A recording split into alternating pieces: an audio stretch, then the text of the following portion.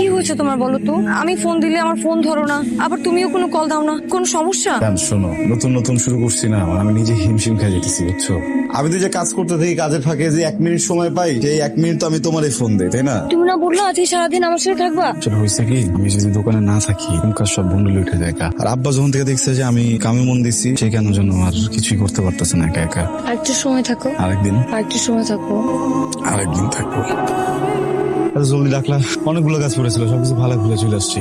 আবি, তোমার সাথে যদি আমার বিয়ে হয়, তুমি কি বিয়ের পর সারাদিন রাত এরকম কাজ করবা, ব্যস্ত থাকবা? কাজ করতে হবে না? কাজ তো করতে হবে। তো কাজ কার জন্য করি? আমার জন্য তো করি।